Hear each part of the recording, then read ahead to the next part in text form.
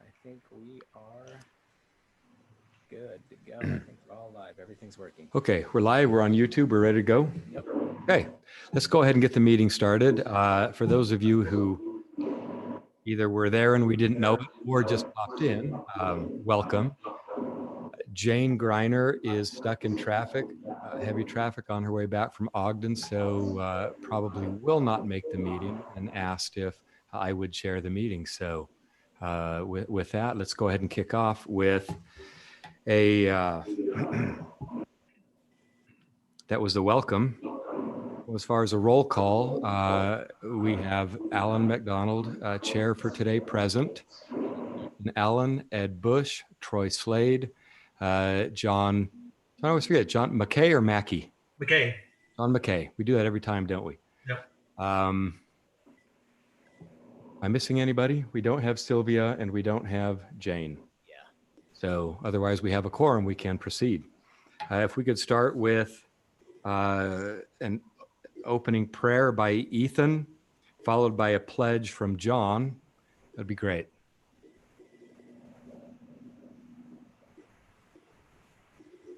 Okay.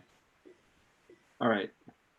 Our Heavenly Father, we're thankful that we could meet tonight, and we're thankful for the city that we live in and for the citizens that we deal with and for the peaceful area that we inhabit. And we ask you to please help us to find ways that we may be able to increase our city's beauty and make it a peaceful place for everyone. And we say these things in the name of Jesus Christ. Amen. Amen.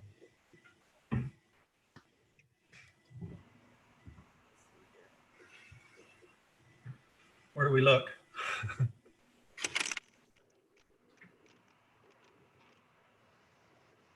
All right. Well, hold on a second. There's a flag in back of Austin. How's that? Alan's right. Just hold it up. It works. Ready? I pledge allegiance to the flag of the United States of America and to the republic for which it stands, one nation under God, indivisible, with liberty and justice for all. Thank you, Ethan. Thank you, John. Okay, we'll start the meeting with public comment, and public comment is for anything that is not an action item on the agenda that is already set for public hearing. So if anybody is here with a comment for any item on the agenda, let's go ahead and hold that public comment until we get to that item. So otherwise, if there is anybody who would like to make a public comment, now is the time to do so. And we would invite you to stand at the podium and state your name and your address. Okay, nothing here at City Hall. Austin, do we have any YouTube comments? Okay. So yeah, I do have some comments here that we've received. So this is from Ralph Reyes, 167 Allegheny Way. He says, it has come to my attention that the city now has a statement of guidelines regarding trees planted in park strips. Is the Planning Commission hearing the best place to ask questions about the park strip guidelines? If so, my question is, where do we get a copy of those guidelines, and how is the city going to address existing sidewalk issues due to trees previously planted? And again, that's Ralph Reyes. Yes. Okay. So I can go ahead and try and answer this really quick. So the tree guide is found on our webpage. So it's actually on the homepage of the Alpine City website, and you can go there, and it's just called the tree guide. You might have to scroll down a little bit to find it. Look for a picture of a tree covered in snow. That's where you'll find it, the link. If you click on it, it's a large guide, and it tells you what kind of trees you can plant in which areas around the city. And it also addresses the park strip trees. And so I guess his question is, what are we going to do about existing trees? So existing trees are handled on a case-by-case basis as they begin to grow, and trees that were planted there that probably shouldn't have been planted there begin to make the sidewalk uneven and raise and and raise it and cause problems, we address those as we discover them. Short-term solutions have included trimming the sidewalk down a little bit. They have these cement grinders that can do that. And then alternatively, we've had them, sometimes it just gets to a point where we have to remove the trees and there's just no other way about it. And we have to replace the sidewalk. So that's kind of where it ends up going eventually. So there's a short-term solution, but eventually those trees usually have to go. There's just no way of getting around it. And so anyways, anybody that's planting a tree currently, use the tree guide and you can avoid yourself, a little heartache and pain later on down the line. Hey, Austin, can I step in here for a second? Yeah, go ahead. So I just want to clarify that if it is obvious that a sidewalk is a trip hazard is being caused by a tree, we actually will not just trim it down. We'll require either the tree come out or the homeowner can pay to repair the sidewalk every other year as the tree continues to push that sidewalk up. So if it's obvious the problem's coming from a tree, the city will remove the tree and replace the sidewalk at our expense. If the homeowner wants to keep it, then they are going to have to pay to replace that sidewalk as the tree continues to push the sidewalk up. It's kind of a waste of money for the city to continually spend money on the same piece of sidewalk because a tree root keeps pushing it up every year. Okay, Mr. Reyes, thank you for the question, and Jad and Austin, thank you for the response from the city. Do we have any other public comments? Okay, so I just have another comment here, and this is from Gail Rudolph. She submitted this, and she just wants to wanted to say that this full disclosure should be required of everyone that's involved on a committee, including the trail committee. So she submitted that, and so I just wanted to make sure that's included. And then let's see here if we have any other comments. I'm checking YouTube right now.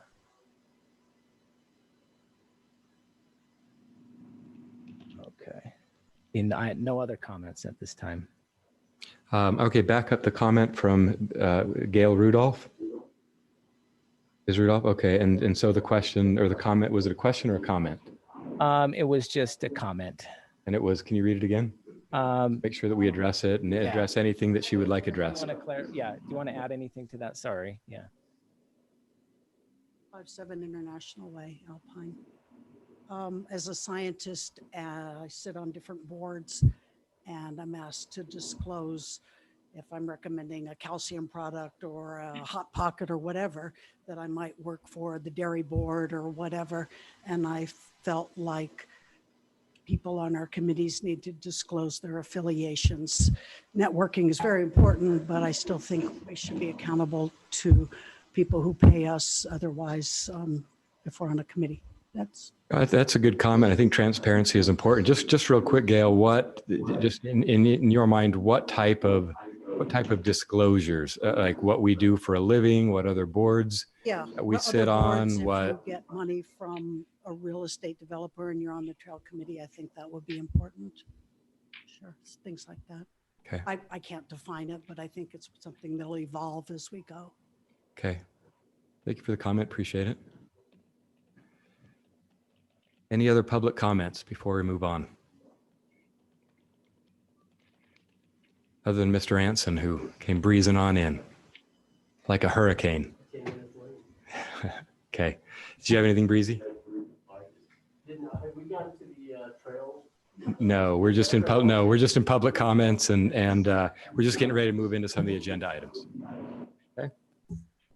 Austin, is that it for any comments? One last time. Just sometimes there's a delay on the YouTube. It's about 20-30 second delay. So let me just make sure we're not missing anybody's comments, and I don't see any comments, so I think we're good. Okay, we'll go ahead and close public comment then and move on to the action items. The first item is a public hearing on resolution number 2020-15, the Trail Master Plan, which Senor Breezy was asking about. So who will be introducing that, Austin? Jed will handle Yep. this. Yeah, so I'm on, you see two of me on the Zoom meeting because I'm on one of my kids' computers here. I'm actually hoping I can share my window to talk about this. Yeah, you should be able to. I've enabled screen sharing. So, Try. ooh, I think I can right there. So can you see that? Yes. Nice. Okay, so we're getting more technologically smart over here, but if my kid needs their computer on a Tuesday night, then you won't get this technical advancement from my end over here. But so in the packet, we sent out an updated trail master plan, but since we sent that out, I had received a lot of comments from both the planning commission and Hey, the hey, trail. Jen, can you mute your map computer?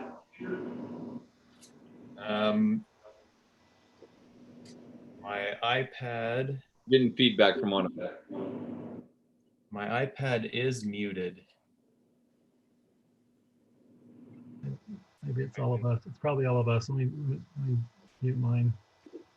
Marla, do you want to check and make sure your computer is also muted? In case that's causing feedback.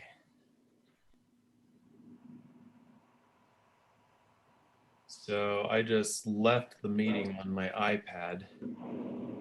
And I don't know if all of you are muted yet. Is that any better? Yeah, Okay. that's very good. Okay, sounds good. All right. So about every 2 years or so, we try to just update the trail master plan map. And sometimes it's a minor update where we're more or less just converting proposed trails into now existing trails because they were built over the last 2 years. And sometimes it's a little of a bigger process where we've got new proposed trails. I would say this time going around, it's kind of a mix of both. So we've done 3 things with the trail master plan. I'm staying zoomed in here because I'm not sure how well you can see it if I zoom out. It's a little too zoomed out there. So in general, the updates that we've made this go around is one, we have taken subdivisions such as North Point was previously shown as proposed. It's all built now. So we showed the trails that are now built through North Point and Heritage Hills. The same with the Ridge at Alpine. There's a lower ridge trail and an upper ridge trail that they were previously shown as proposed. They're all built. The same with Alpine View Estates over here in this corner. That was all previously shown as proposed. It's now existing. And I feel like I'm missing one,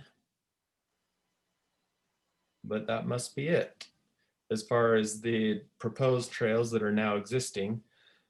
And then number 2, these trails that are shown as proposed like this and they turn into existing, as the city gets new aerial photos from the county, we get that every 2 years. And so the aerial photo we have now is a 2019 aerial photo.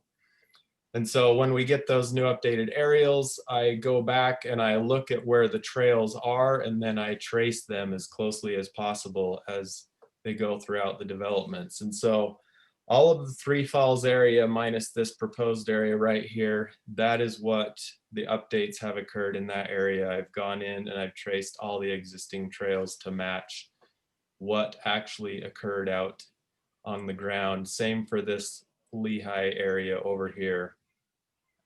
And then we've kind of done the same thing in the Lambert Park area. Ed and I went back and forth quite a bit today, kind of fine tuning this area. One nice update is we now have another trailhead parking area at the end of Moyle Drive, which it exists. The trail now reroutes around that. But I'm not going to go into detail on all the fine-tune adjustments there. Just know that we've gone back and forth between Ed's knowledge and the aerial photos, and that should be pretty close. There may be one or two other minor adjustments to make there. And then, so we've updated proposed to existing.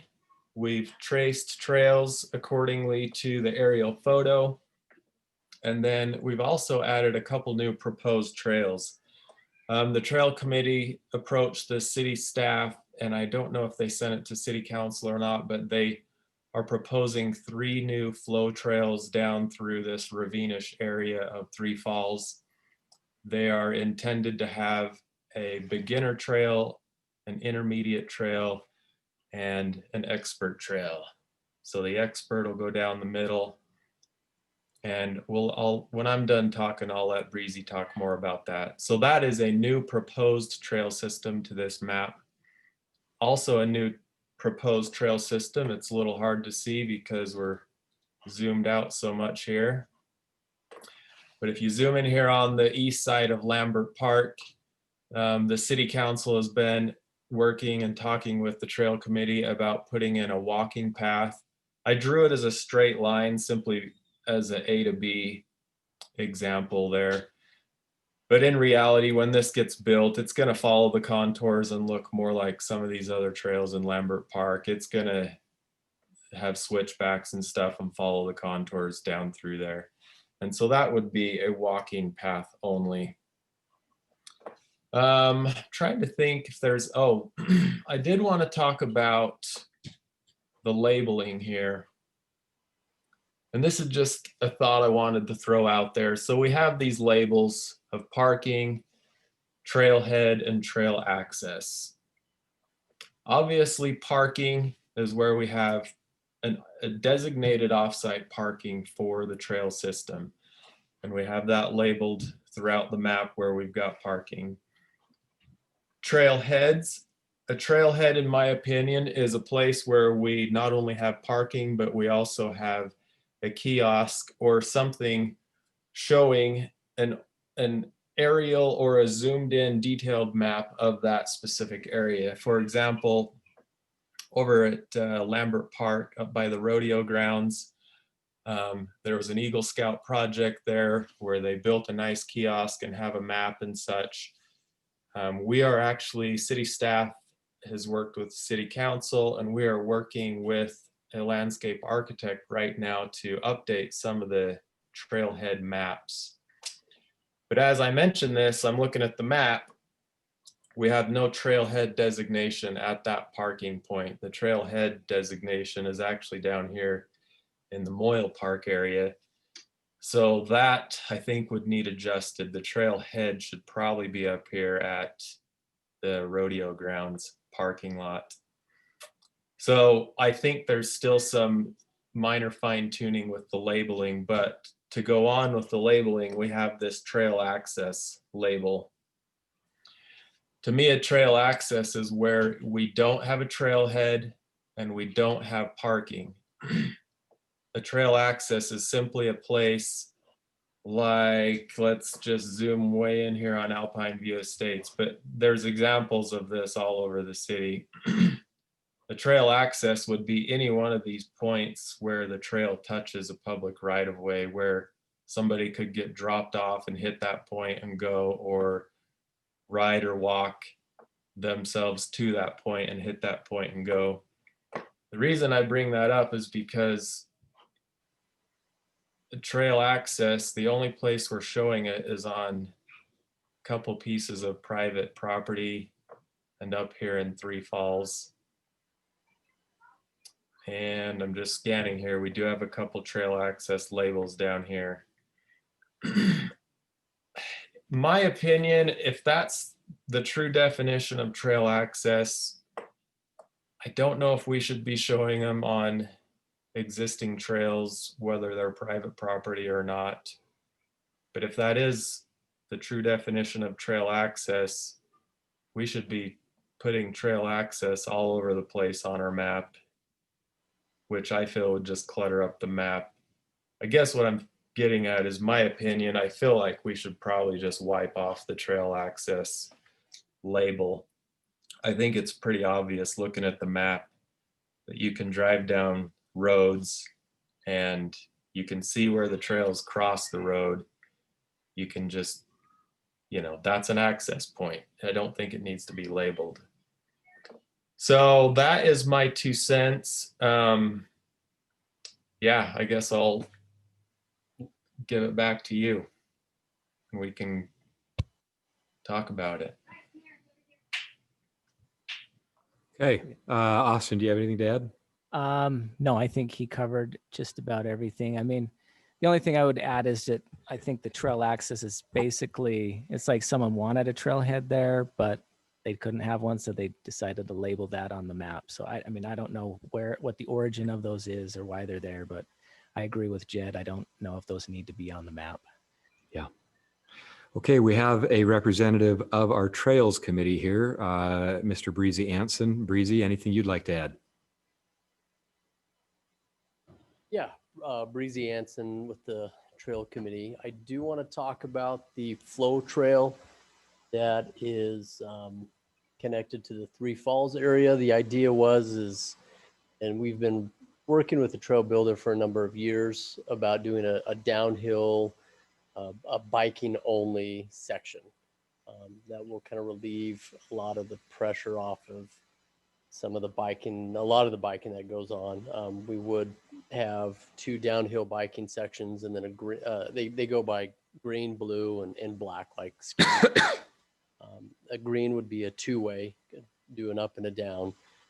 But your intermediate and advanced would be downhill. And we know that this is, and these are trails that would have to be professionally built. And we'd like to spend a lot of time of really designing it and making it comparable to what you see in Draper Parks, Deer Valley Parks, something that would be a lot of fun.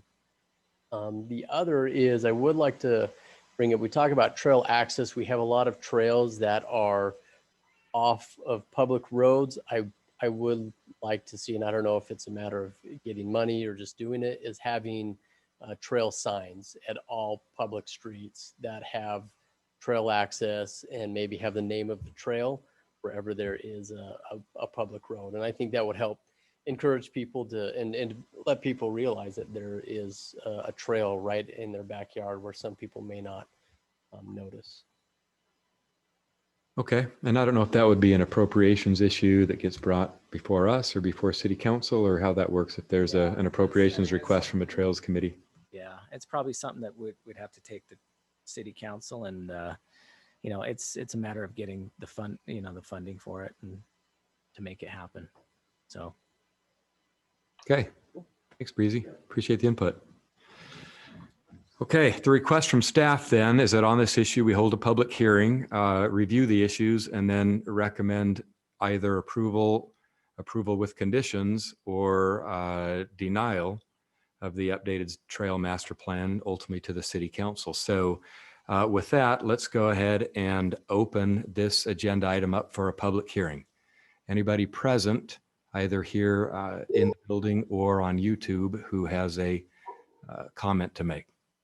Now's the time.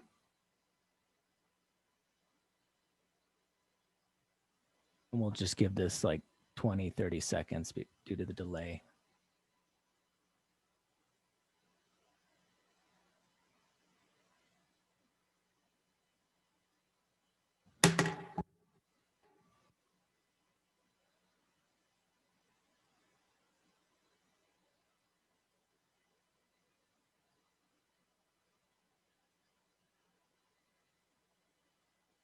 Okay, no comments.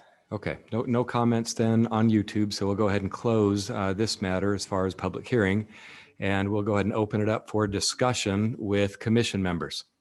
Anybody have any input, questions, comments, anything they'd like to discuss with respect to this agenda item?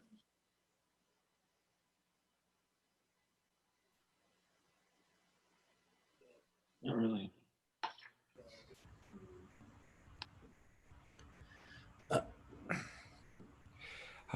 I'll go ahead and make a couple of comments. Breezy, sorry, didn't mean to interrupt you. Just a couple of questions or comments. I mean, so first of all, I was actually on Three Falls and right up there earlier this afternoon. Fantastic, obviously. The colors are amazing. Great mountain bike trail. So question for you. So those three downhill trails, at least the intermediate and the expert you indicated would be one way down, Correct. right?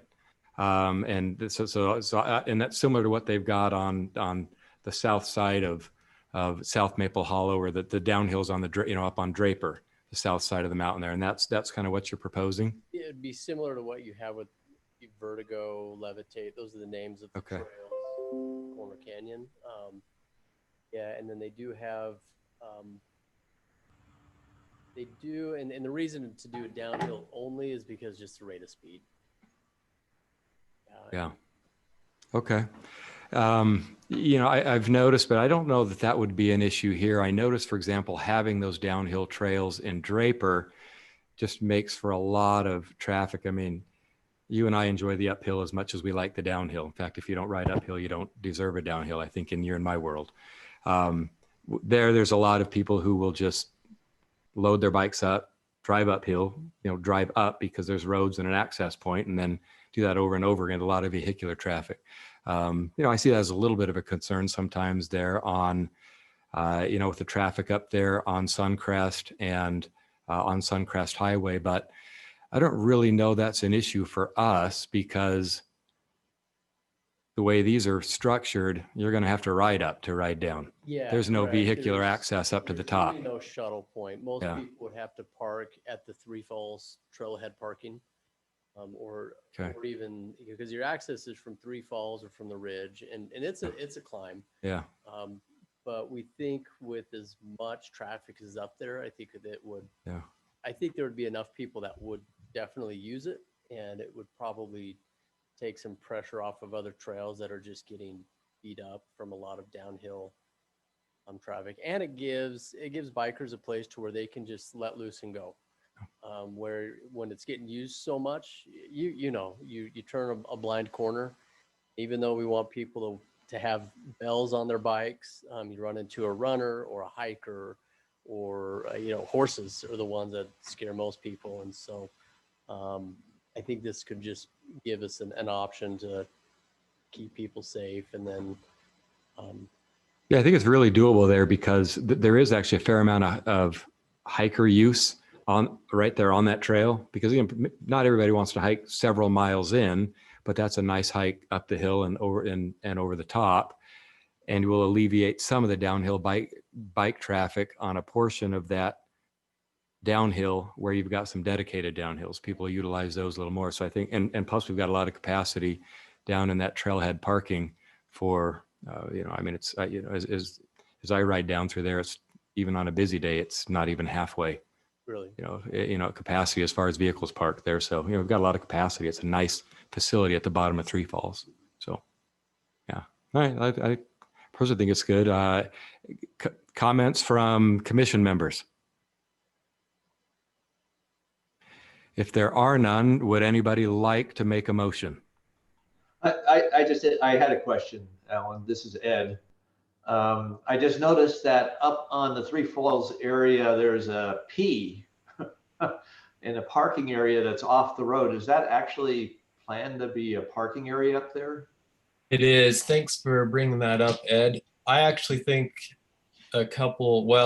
in our efforts to fine tune this map, I think we need to designate the difference between proposed parking and existing parking. Over on the west side of the city off Pfeifferhorn Drive, there's also a couple parking labels over there too, and they don't exist either. So I think if we're gonna structure a motion, I think it needs to include maybe working with the trail committee and just fine tuning some of these labels. Alan, this is Ed. I had a comment to Breezy, if he's still there. He is. Ed. Oh, hi, Breezy. Hey, I appreciate your comment about labeling the trails, because I think people don't realize. I think we missed a fantastic opportunity to do that, because everywhere I look around town, I see a "Don't use the trail of muddy" sign. It would have been nice if instead of putting the Alpine logo on the top of that sign, we could have put a name for the trail. So just a thought. comment, Ed.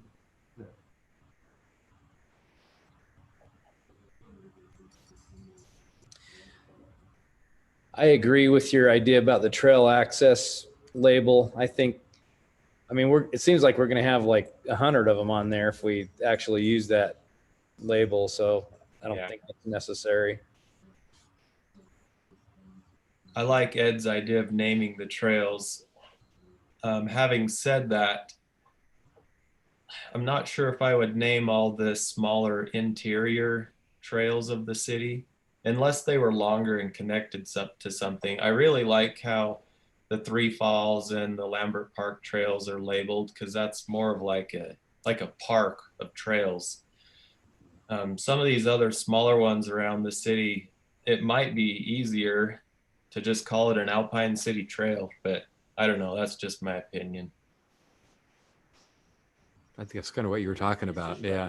I don't think we need to name every trail, Breezy's Trail, Ed's Trail, Ethan's Trail, Austin's Trail, whoever's trail, but I think just Alpine City Trail, access point or something.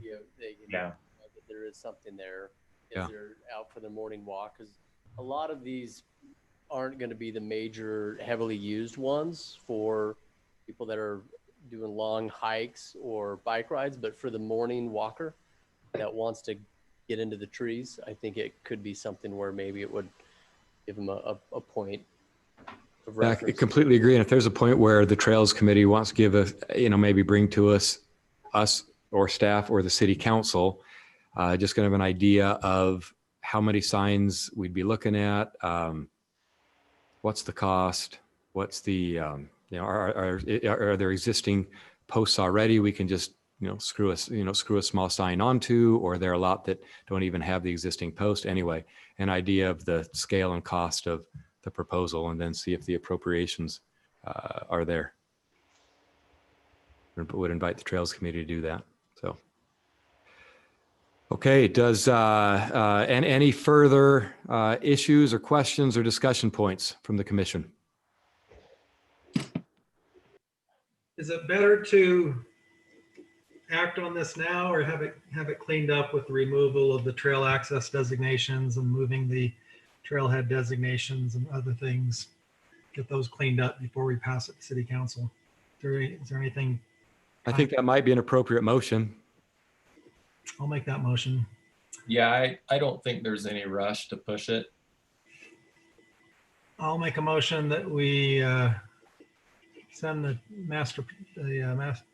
Alpine Master Trail Plan back to staff and the Trail Committee to remove the trail access designations and other designations before coming back for review.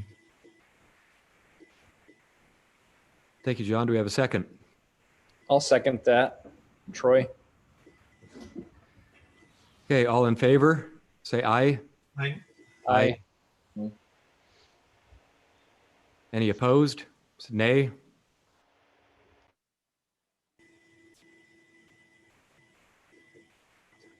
Okay, I think we're unanimous on the motion to table the trail master plan until such times as staff can make the suggested changes, bring that back before the planning commission, and we'll be happy to take another look at it. Okay. Next item on the agenda is There's an agenda over there too. what? There's a hard copy on the counter. Oh yeah, I've got it right here. I was just checking to see what's it, and we're back to the American flag. I nearly stood up and saluted. Okay. Okay. The issue then brought in front of the commission by the staff is a public hearing regarding ordinance 2020-18, written notification of zone change. So with that, do we have an introduction by staff of the agenda item? Okay, here we go. So, I'm not sure why that's not showing up. Oh, here we go. Okay, so it's showing up online, but it's not showing up here in the room. Bear with me for 1 second. I'm just trying to. throw this up on the screen so that everybody can see what I'm talking about. Gotta love technology, sorry. Let's see.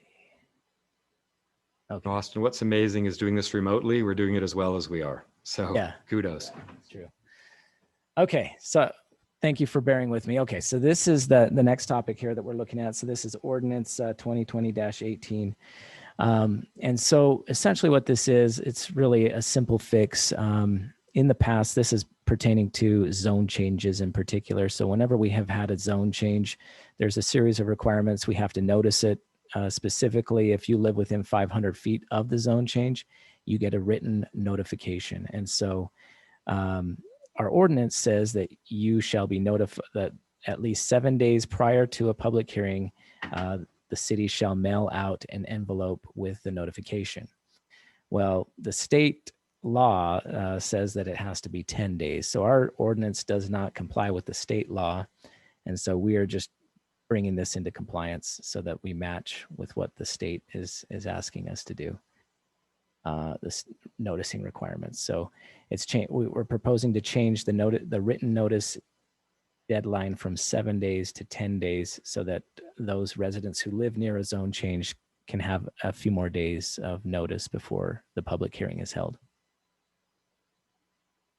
Should either you or Jed be fined or imprisoned for this oversight? I don't believe so. No, we'll just fix it today. Okay. Okay. Anything else on that, Austin?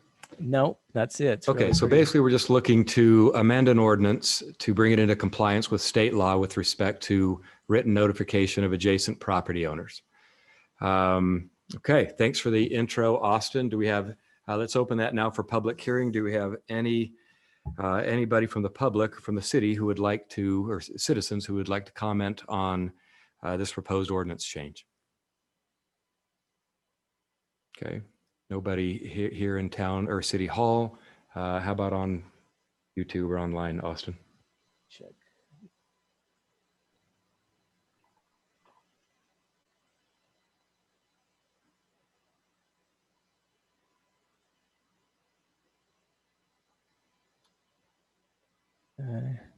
No comments on YouTube. Okay, we'll go ahead and close the public hearing then on action item B on the agenda. We'll go ahead and open it for discussion then with the Planning Commission. Any comments, questions, clarification, discussion from commission members? You know, Alan, this is Ed. I think I'd just like to make a motion to recommend that ordinance 2020-18 be approved as proposed. Second that. Who was the second? Ethan. Ethan. Okay, so motion to approve the ordinance changes by, I think it was Ed. Yes. See their pictures. So I think that was Ed. I'm just going by voices. Yeah. And a second by Ethan. Yep. All in favor? Aye. Aye. Anyone not in favor? Nay. Okay, I think that was a unanimous aye. So congratulations, Austin. You won that one. Okay. Let's go ahead and move to action item C. This is resolution number 2020-16, construction standards, specifications, and details. The staff has requested the Planning Commission to hear public comment and make recommendations to the City Council. So with that, Austin, Jed, who is going to introduce this to us? I will take that one. Are you seeing big memo on your screens? Yes. Yes. Sweet. I'm loving this screen sharing thing. This is awesome. Okay, so the last Planning Commission meeting and previous meetings, we've actually been talking about lighting. And the last Planning Commission meeting, staff was instructed to bring the dark sky, or to move forward with a proposal on a dark sky lighting options for the city. In order to do that, we needed to update our construction standard specifications and details. And so at the same time doing that, I keep a running list of things within the construction standards specs and details that we just need to update. So that's why you're seeing, let's see, we're getting 5 or 6 updates that have nothing to do with the dark sky lighting, but as you can see down here, we'll get into the dark sky lighting at the end. But I need to just briefly go over the other updates that we are proposing before we get to the dark sky. So in our construction standard specifications, we have a section that talks about the location of curb cuts for driveways. Driveways, we needed to specify that the curb cuts for driveways need to be at least 6 inches away from a property line. Usually dead on center of a property line. If anyone tries to start their driveway right on the property line and they angle their driveway even a little bit, it can cause problems getting into their neighbor's property. So that is change number 1. Change number 2, this is more for the developers, contractors out there. They have tried to move fire hydrants off of property lines and put them in the middle of properties before, which causes issues down the road when people come in and build a house. They now have a driveway and there's a fire hydrant right in the way. So we need to specify that hydrants need to be located on property lines. And then further down below, we need to specify a range of heights in which that hydrant is supposed to be set. It had a minimum range kind of specified already. We needed to specify a more clear range. It needs to be 2 inches minimum, 7 inches max. So that's number 2. Number 3 is a big one for staff. This essentially is requiring the developer to make sure that all of his dry utilities are installed before he paves. It also requires the developer to make sure that all of their testing for their utilities, such as their water, pressurized irrigation, sewer, storm drain, all the testing for those lines are complete prior to paving. This essentially ensures that the city will have a good paved project at the end of the project. We've had multiple developments now where these things were not done prior to paving, and we've ended up with street cuts in our brand new streets because they had to go back and fix things. So this is giving us more teeth in our specifications to not allow things like that to happen anymore. In terms of asphalt thickness, we also needed to add a section that when we are talking about new developments, the city is not going to accept less than what the development is supposed to install. In other words, if the plans show they're supposed to have 3 inches of asphalt, we're not going to accept 2.5 inches of asphalt. Believe it or not, we've actually had this problem in the past and it's caused issues. So we now have a specification for new developments that it is very clear for them to know that we want the full depth of asphalt. We don't want any half-assed built roads in a brand new development. So those are, this number 6 down here, that kind of goes along with, this is a change in the detail on Hey, the. Jed, Yes. is the term half-ass defined in our ordinances code? You know, we could put it in the motion. I'd be happy to put that at the end right here. I just wasn't sure on that. I think I generally understand. I just wasn't sure if that was a measurement as opposed to full. Exactly. Yeah, I would love to add something big and bold here in layman terms because this has been You can tell. a sticky point for us for a while.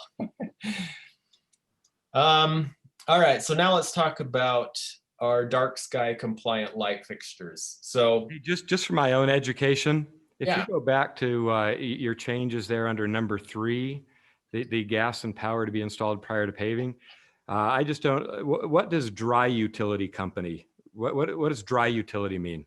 it means basically like power, gas, telecommunications, anything that honestly isn't owned by the city, because every utility we have would be a wet utility. We got water, sewer, storm drain.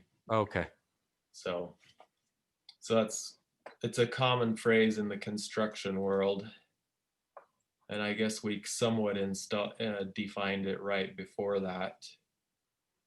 In order to more clearly define that, and actually this other should be, oh no, that is capitalized. Let's see. I'm just wondering if that needs changed at all. Well, it seems to me that you're saying all utilities have to be in and tested before you can pay, because down below you're saying culinary water, pressurized irrigation, sewer, storm drain, all must be completed and approved by the city engineer. So isn't that all utilities? That's a good point. I think we still want to spell it out though, because some cities do this and some cities don't.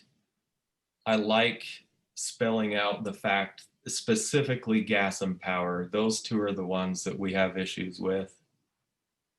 We could simplify it and just say all utilities, but I do, just with the issues we've had in the past, I actually do want to spell it out like it's written.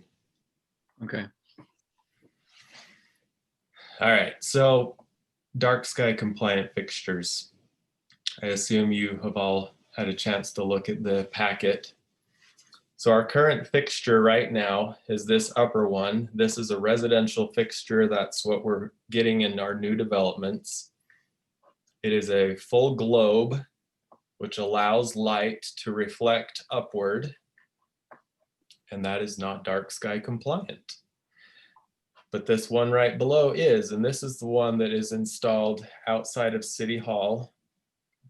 And in talking with the light representative and also doing some of my own research on dark sky compliant fixtures, that one is 100% dark sky compliant. It has a 3000 Kelvin, I think is the right word, lighting color, which is dark sky compliant. And as you can see, there is no upper globe, so light does not shine upward. It only shines down. And then on top of that, the LED lights they're in the upper part of this fixture, I think I included yes, I did, the specifications in here. Oh, no, I didn't, sorry. Oh, yes, I did, right here.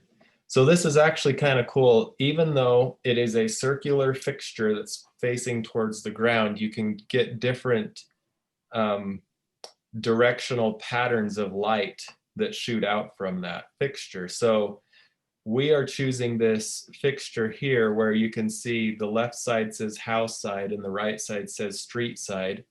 So this fixture puts the majority of its light on the street side and only a very small amount is reflected back on the house side. And it looks like from the other options, there is no way to 100% cut off the reflection back towards the house side, but they actually do a pretty good job with this option right here.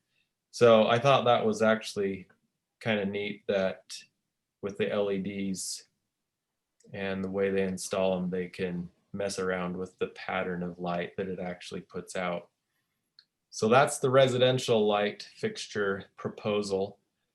And then the decorative downtown style is simply a modification of that residential one, but we're adding the Alpine City logos to it. And I was surprised how similar it looks to our current downtown style. The differences I see is this style up here, it has these little cross braces on the uprights that are holding the upper part of the fixture. And then it also has that little decorative style in there. I talked to the representative. He said in order to get a fixture just like this with the LED system it would be a custom made kind of deal and would be a little more expensive. And so that's why we were proposing this style that was more commonly manufactured and easier to get. So that's basically all I've got. That's the proposal on our dark sky compliant fixtures and our construction standard specs.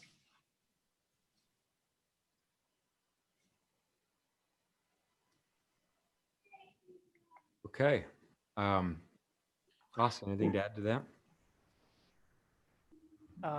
Just that, so we have been talking about outdoor lighting, and so we will have some additional discussion on that tonight. So this is one of 3 different things that we'll be looking at. So just wanted to kind of keep that in, so you have that in mind as we continue on to our agenda later on in the meeting.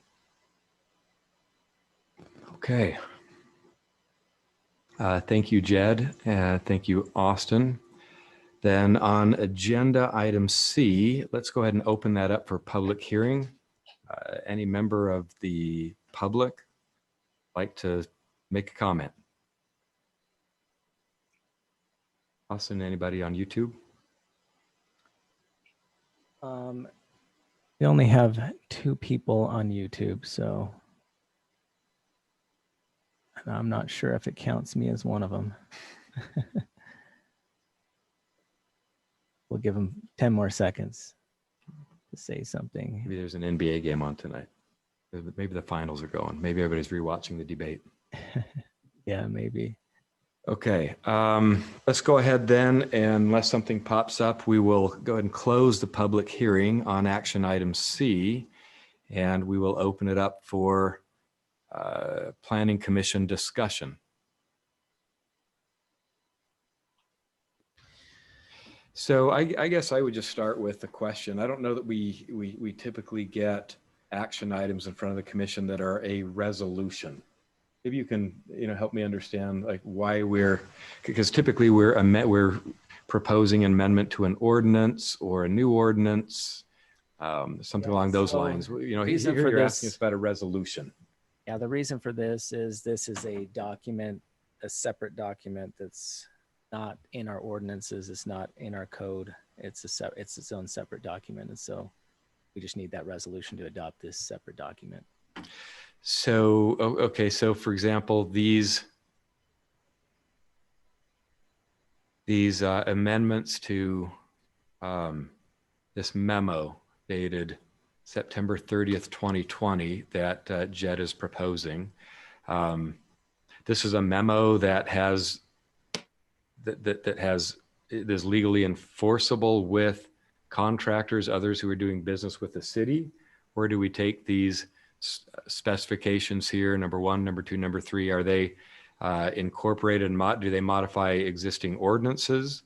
What exactly do you utilize this memo for? So this memo is basically just explaining the changes in a document that has already been adopted, which is, I'm scrolling down to it here, our current standard details. These have been, let's see, we included the markup and final of the modified details only.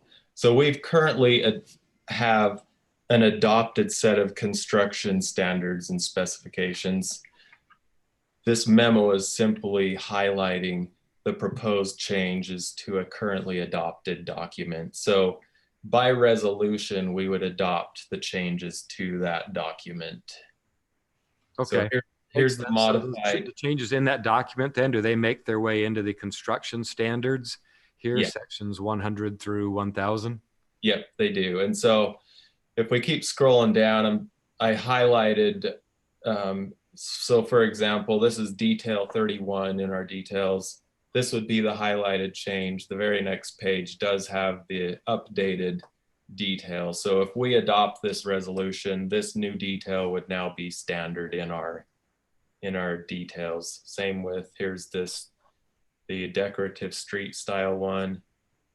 Here's the new detail for it. And then scrolling on down, we have a clean version of all the new specification and details with everything the memo just mentioned. And so if you move this on to city council, we would have a new adopted date for this document, and it's a lot of pages long. I can't remember how many, 100 and something pages long. So this is kind of similar to when Austin brings an ordinance forward. We have the marked up version, and then he has a version for adoption. Here is the version for adoption, and I'm gonna have to scroll a long ways to get to the end of it because there's a lot of specifications, and at the end of the specifications, you have all the details. So the whole document is there for approval. No, that makes sense. I understand why you've done it in resolution form. Then I appreciate the explanation.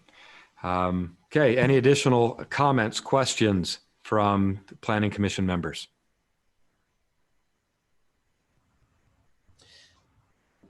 So is this lighting, is it like the one that you talked about outside the built parking lot there, the city building? Yep, Same. this is the exact light. So we would be adopting that exact standard throughout the city. Yeah, I like that light. That was nice.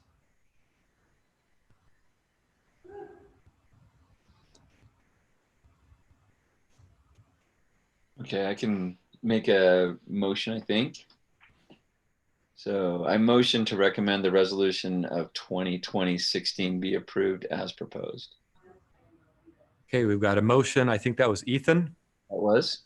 Motion by Ethan. Thank you, Ethan. Would anyone like to second Ethan's motion? I'll second it. This is John. Okay, a second by John. All in favor? Aye. Aye. Aye. Aye. Anyone opposed, signify with nay. Okay, I think the ayes were unanimous. Okay, Jed, thank you for that. All right, action item D is a discussion regarding ordinance number 20-20-19, outdoor lighting. Okay. So as we mentioned in the last item, we have been discussing outdoor lighting, and this hasn't been an ongoing discussion in the last few Planning Commission meetings. The Planning Commission, after much discussion, kind of narrowed it down to a few different topics that they wanted to look at in further detail. And so one of those was the dark sky fixture that we just looked at. And now we've also prepared a couple of proposed ordinances that we've drafted to see if the Planning Commission is interested. If you feel like this is something that you do want to move forward with, we would then have to have a public hearing for these items in a future meeting. So the drafted ordinances are two different ones here. So we have one that deals with sport court lighting, and then the other would deal with all other exterior lighting, so houses or garages or those types of things.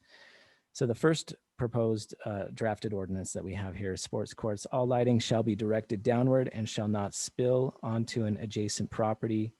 Light operating hours shall be restricted to 7 a.m. to 10 p.m. So we've kind of put this together looking at some other communities, and as well as based on the feedback and the comments that we received in previous meetings.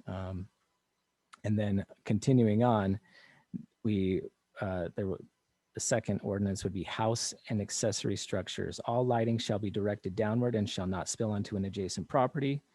Light operating hours shall be restricted to 7 a.m. to 12 p.m. Security lighting that is on a timer shall be exempt from operating hour restrictions.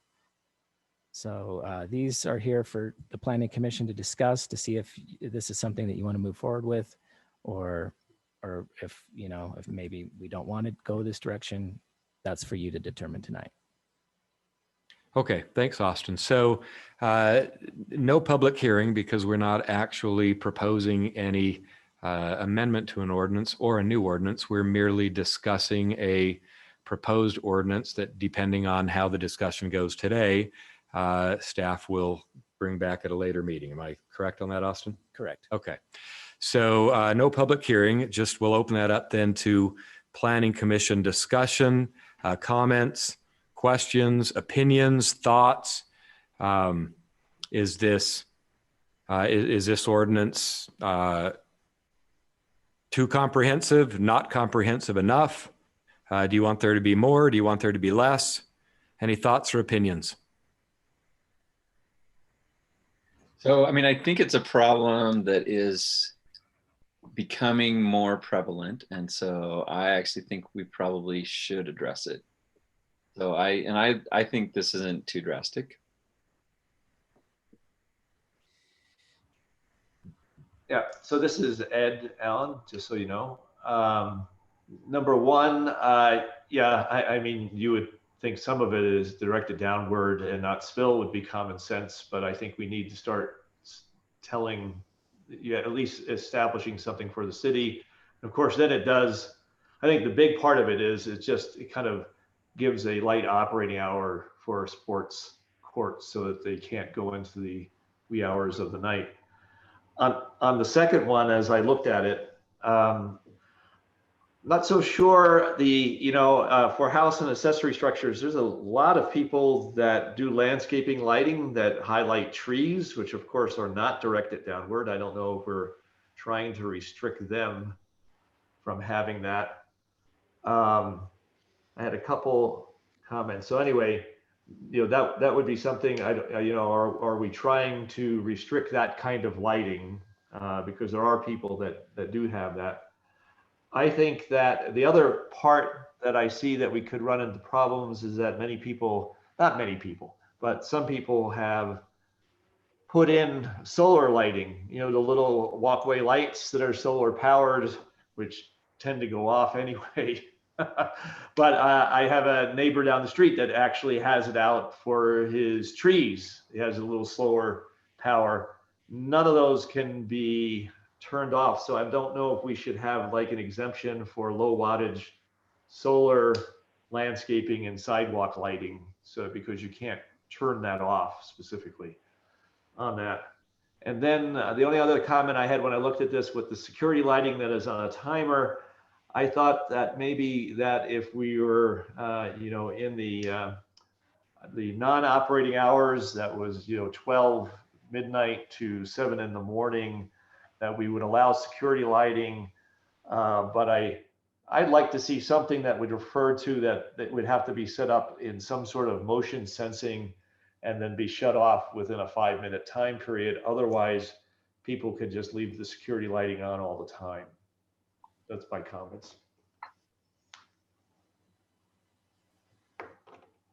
Okay, Austin, you getting some of that feedback? Yeah. Thanks, Ed. Yeah, I think that makes sense. I mean, I also wonder if we ought to make, sport court and accessory structure, basically lighting deadlines a little more consistent. I mean, sport courts got to be off by 10, but house and accessory structures can have till midnight. I wonder if we should make, we should make those more consistent. Well, but your house, if you have lighting like on your porch or on your house, you do kind of want it on until your kids come home at night, which is midnight typically. Yeah, I just know, I'm just thinking about, those, long, beautiful summer evenings though, because this isn't really relevant very much, at least for the winter, because who's out playing tennis or pickleball or basketball when it's, 10 degrees? Oh, that's true. It tends to be, a lot of times it's not dark until 9:30. And then I know, back when I had kids at home, they'd stay in their friends, they might often be still out there playing basketball till, 10:30, 11. Maybe that's a nuisance, maybe it's not, but that would 10 seems to be, to me, a little arbitrarily short. I agree. I kind of think in the other way, so I agree too.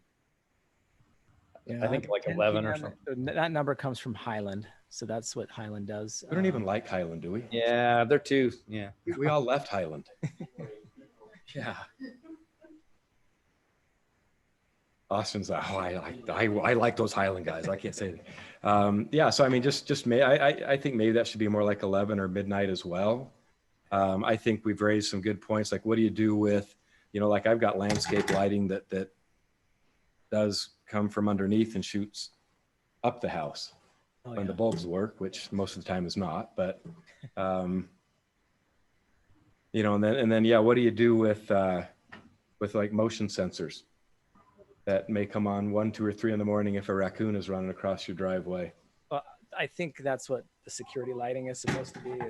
It's basically that motion detecting. Oh, okay. It's on a timer. Should be If it's exempt on a from timer, operate. so it comes on and then it's on some kind of timer so that it'll kick off after a reasonable amount of time. Okay. Then do you, I think, I can't remember if it was Ed or Ethan or Troy, somebody indicated, well, okay, what about security lights that come on for an hour instead of 5 minutes? Yeah. Yeah, I think that's an issue. I mean, I don't know. It's kind of hard to legislate for every possible. There's so many contingency. variables and so many There different just kinds of ends up being lighting. guidelines. Yeah. Okay. Well, I think we've given staff some things to work with. Any other thoughts? This is Ed. I guess my comment on the sports lighting was I could see 11 p.m., but I think midnight gets a little bit too late. I think that would be more reasonable. 11. I mean, you think about it, what the longest day of the year, I don't know what time it gets dark at, but it's after 9 o'clock, I think. Yeah. Really, that doesn't give you a lot of time to use your sports court. Yeah. So maybe at least 11. Mm-hmm. I mean, maybe midnight's a little, I don't know, maybe we're all too old. Maybe we're too old to be considering this. Well, this is, and again, I'm just considering I have a daughter who lives in Provo. But be that as it may, we're here, they're not. All right, well, so then a consensus then we consider for sport courts 11 p.m. is reasonable. Yeah. Okay. And any thoughts on any additional outdoor lighting legislation that we'd like to see, or do we think this is comprehensive enough? So are we going to put anything in about people who currently have lighting that is not compliant? Are we going to have to take that out and change it? So, I mean, if this was an ordinance, it would apply citywide, and it would be enforced on a complaint basis. So if someone complained and said, Joe has his lights on and it's 1 a.m, he's had them on all week, and that's something the city would look at. So, I mean, in essence, this is retroactive. Because it applies to the whole city. So the light curfew, if you will. So this would be retroactive. Okay. I mean, and everybody would have to have their lights comply with these in between these hours.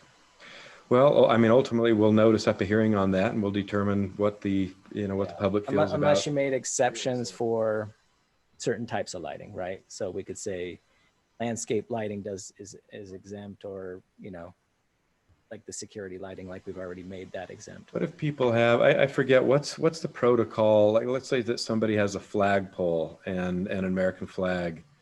And what's the protocol that you can leave your flag up if it's, yeah. So what if somebody has an American flag that is lit, 24/7? Yeah, well, or an Alpine flag for that matter. When I was drafting this, I chose to use house and accessory structure specifically, so that in theory, any lighting in the yard wouldn't be counted in that. We're just talking about if it's on a building of some sort. So, your front porch lights, your soffit lights, those types of things are what we're really looking at. Did we decide if we were going to try and limit the number of soffit lights on some? Nobody wanted to make that. Nobody wanted to move down that road. So tough. Yeah. Okay. All right. Any further recommendations or thoughts for staff on the outdoor lighting ordinance? Do those soffit lights, do they stay on all night? I haven't really noticed, like on houses.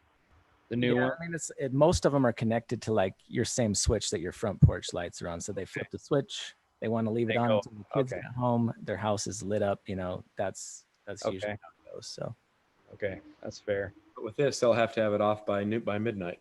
Correct. Right? Yeah. and particularly if somebody complains, then we've got an enforcement mechanism. Mhm.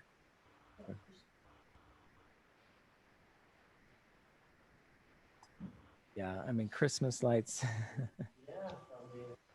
Hey, you don't mess with Christmas. you don't mess with those. Yeah, there's no.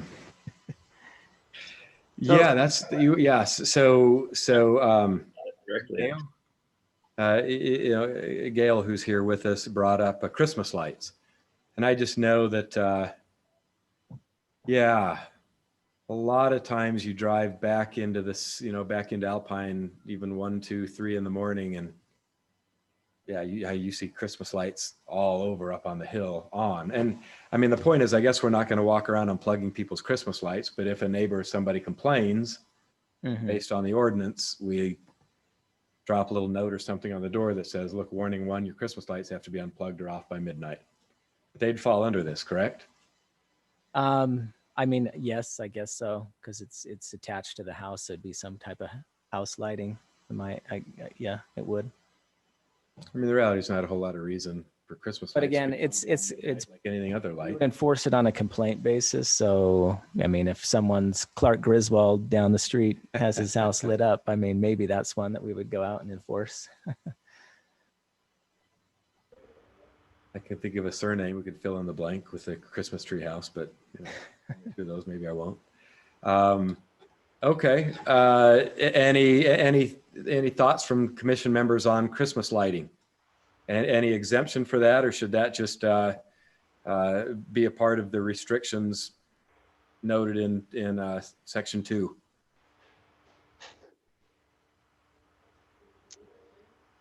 I like the idea that they get turned off at midnight, honestly.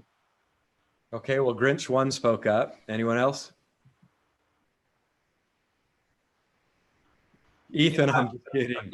This is Ed. I've looked at other cities, and they do have holiday exemptions, but that's typically because their restrictions on lighting are much greater than what we're putting on house lighting right now.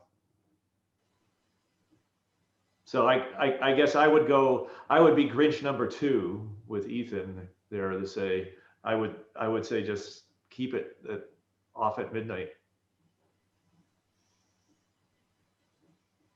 And if people are unhappy and complain, we can always change it and address it, but I don't think that's. Well, again, there will be time for public hearing. Yeah. So all these, any complaints or issues, can certainly be brought up by the public when we bring this up for public hearing. Okay. Any further comments or input for Austin on that? Okay. I think we've exhausted that one. Pretty good start, Austin, and a few tweaks, and probably be ready to discuss a proposed ordinance. I think so. Okay. All right. Action item E up for discussion is ordinance number 2020-20, garage doors.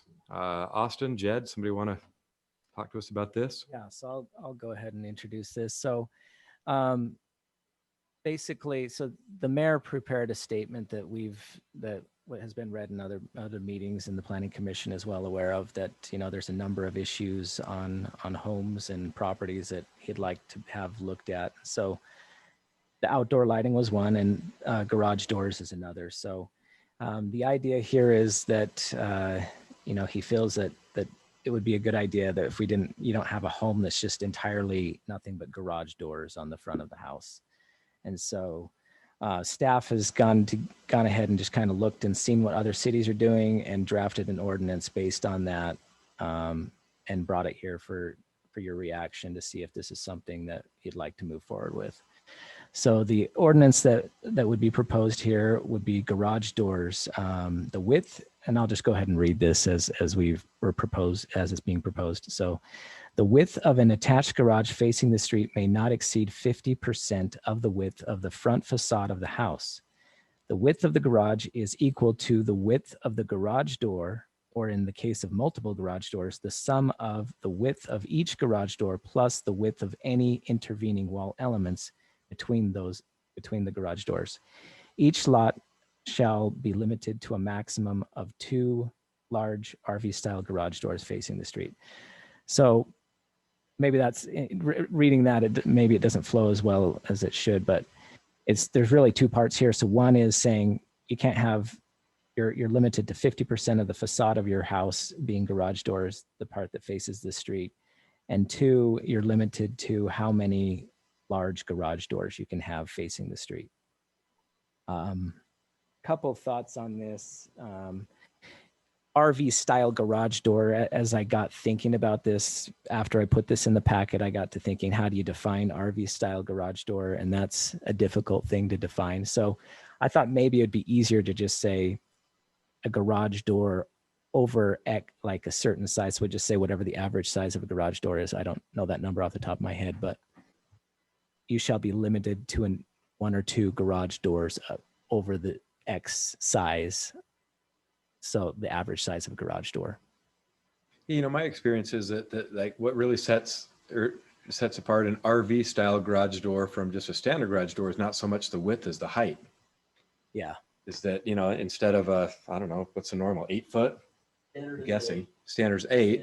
You know, I mean, yeah, you see like if you've got like a boat with a tower and you don't want to drop the tower, you know, you may have a 12 foot door, or you've got a bus sized full on class 3, whatever they are, RV going in. I mean, that's, it's as tall as a Greyhound.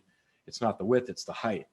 Yeah, that's a good point. I mean, width is pretty much taken care of because you can only go so wide before you can't travel down the street. So that's probably already taken care of itself. You don't really have to worry about that. So it's the height, like you're saying, that we really have to worry about. So maybe anything about you shall have no more than 2 garage doors over 8 feet in height that face the street, or something like that is maybe how I would rewrite that. If that's something that the planning commission. So I can understand. I mean, I can understand when you're adding, taking width or adding width. What's the concern about height? I guess the idea is you just don't want a monster door. You just don't want. The idea is that garage door. Some people, the sentiment that we've gotten is that garage doors are unsightly and not something that people want to see, and so the less garage door that you're looking at on the front of a structure, the better for aesthetics, anyways. Are there very many or even 5 of these garage mahals in Alpine? Yeah. Yeah, that's a good And more point. coming in. Yeah. Oh, I see. So it's an architectural change for future building. This would limit future building. Anything that's currently built would not, we can't go back and tell someone to rip out a garage door. So this is going to be any future development, any future home would have to comply with this.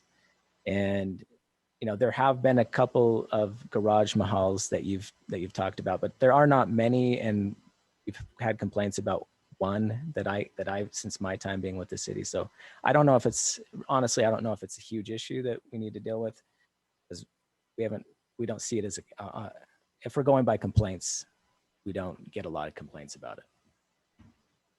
But when you have one of those move in across the street from you, I mean, I don't know if that's something that you want in your neighborhood. So are we saying that regular garages that are not RV style, you can have as many as you want, but RV style ones you can't? No. So this is saying that no more than 50% of the front of your house can be garage doors. So if you can't just have a little tiny door on the side and then the rest of your house is garage doors. So, I mean, I've seen it where the lot was really narrow and people put their garage kind of on the street and then turned their house sideways. So it went more just due to the way the lot was kind of laid out. I guess that would be my only concern with that ordinance there, is that if you had a lot that was skinny and you were trying to do it that way, that might be a problem for you.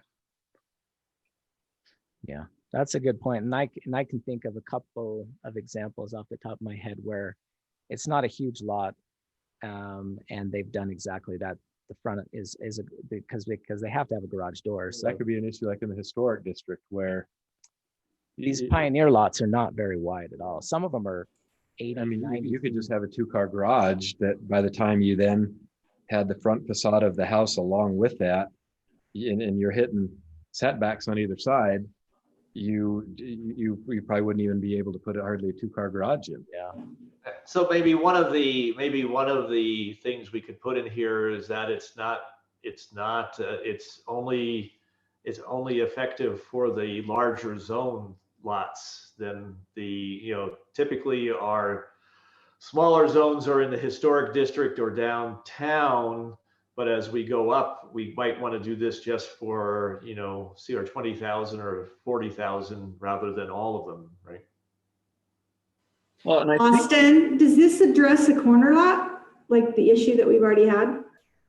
This would take into consideration corner lots. So 'Cause it just said a lot shall be limited to 2 garages facing a street. But now when you've got 2 streets, So two could- streets, I mean, a corner lot would have the advantage that they could have more house facing the street. So they could could do more garage doors than a house that doesn't only faces the street on one side, because they have more space to work with, but it would still only be limited to 50%. So, let's say one side of the street on the one corner is just nothing but house, and then the other street is nothing but garage. As long as it was no longer greater than 50, they could theoretically do that.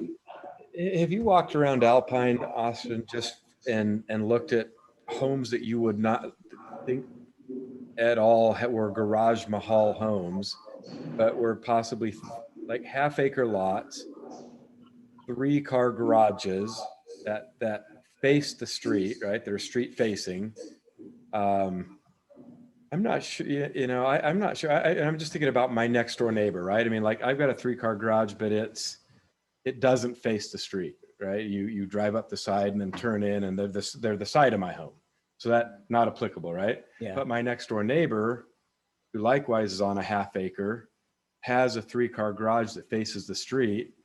And I'm not sure that if I took the width of his 3-car garage with the divider included and multiplied that by 2, he's just a pretty standard home. I'm not sure that he would even have a complying, a home that would be in compliance with this. And it's certainly no garage mahal home. Yeah. I mean, all I'm saying is I'm not sure about this 50% standard. And I'm just wondering if you've walked around and looked at just pretty basic no, I agree. traditional Alpine homes and check to see how that standard This works against number, them. this number is really more of an arbitrary number, so it wasn't fine tuned or anything like that. Yeah. And I would agree. There's a lot of homes that I don't feel that are an eyesore, and they probably have more than 50% garage facing the street. well, if I'm thinking right, we're not really too worried about people with 2 garage doors. We're really worried about people with more than 2 garage doors. Well, I'm just discussing, for example, my next door neighbor who's got I can think of several homes on my street with 3-car garages that face the street. Right. I think if you took that width, that linear footage width, multiplied it by 2, that it would and applied it to the rest of their non-garage frontage, or the elevation of the home that faces the street. I think a good chunk of them would be out of compliance, at least at this 50% standard. Right. Well, and so I guess that's what I'm saying is I don't see where we should be worried about the 50% standard. What we really should be worried about is if somebody's going to do 4 garage doors all facing the street. That's what we don't want. Right. But 2 is pretty standard. That's pretty normal. So maybe we should say something about if you're going to have a 3rd garage door, you can't face the street. Breezy, do you have a thought? Yeah.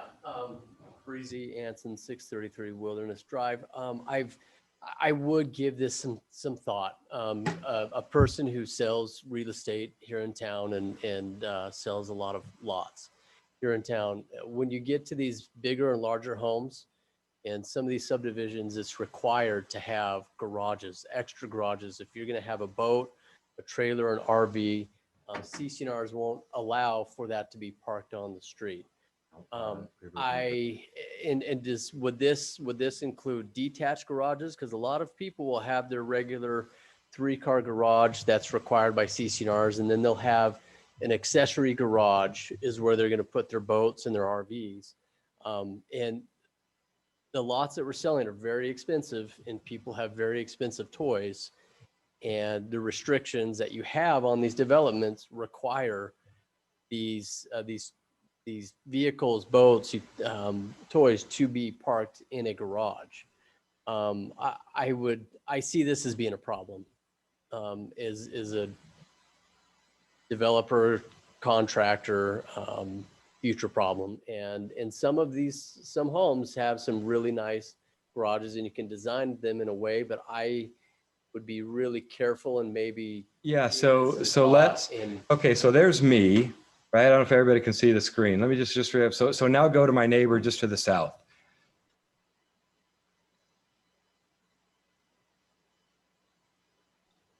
You have a nice home, Al. Oh, thank you. So this is my neighbor. I'm looking at, right, it's just a pretty much standard 3-car garage. I don't think any of us would drive past this and declare this a garage mahal or an ugly house or an eyesore or an over garaged home by any means. But I'm pretty sure if you took the width of those 3 garages and multiplied them by 2, he doesn't have that much on north from the from the side of that garage. You think, Austin? I mean, really, you're talking about the area from here, this wall in between, and then to here. So I think it would meet the standard. I think it's really close, and I think you're going to find somebody that doesn't. He might be close. And I guess my point is, like, you'd never think that would even be close to a compliance issue. But I'm just thinking it needs. I'm just thinking that, like, number one, I'm still not sure that this isn't a. I mean, is this a solution in search of a problem? I mean, I know it can be a really big problem for a particular neighbor or two if somebody builds a big old garage mahal. A great term, whoever said that. But I mean, you've indicated that that's come up, Austin, like once. Yeah. Are we drafting? Yeah, I mean, there's one this house happened there's one house that has lots of garages on it, big garage doors. Yeah, and I think I know the way you're talking about it is bad. That not the one.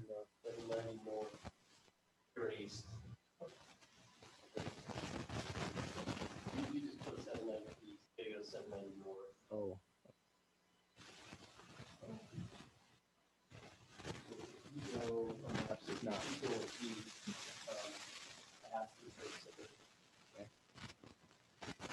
And to pull one up here, another example up on the screen here. And all the way past the stake center. Okay. Just zoom out. Here. Okay, here's the stake center. That one right there. This one right here.